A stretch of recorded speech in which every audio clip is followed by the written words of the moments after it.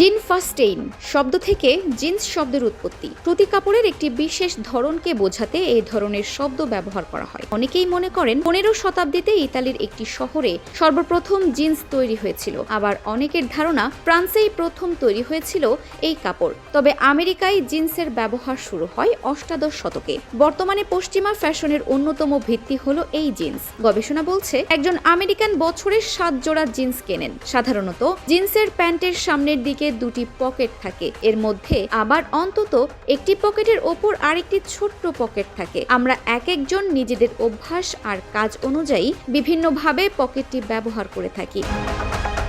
একটি বিশেষ কারণে জিন্সের প্যান্টের সামনে এই ছোট্ট পকেটটি রাখা হয়েছিল। 1800 শতকে পশ্চিমা অঞ্চলের কাউবয়রা মাঠে কঠিন পরিশ্রম করতেন। সাহেবী লোকজনের মতো প্যান্ট না পরে তাদের পছন্দের কাপড় ছিল জিন্সের প্যান্ট। তখন চেইন দেওয়া ঘড়ি বেশ প্রচলন ছিল। তারা এই ঘড়ি রাখতেন ওয়েস্টকোটে, ফলে বেশিরভাগ সময়েই ঘড়ি ভেঙে যেত। এরপর ঘড়িকে সুরক্ষিত রাখার জন্য 1879 সালে বাজারে জিন্সের প্যান্টে এই পকেটের আবির্ভাব হয়। এখন অবশ্য সেই ঘড়ির চলও নেই। তবে ঐতিহ্য বজায় রেখে জিন্সের প্যান্টে এখনো ছোট পকেট রাখা হয়।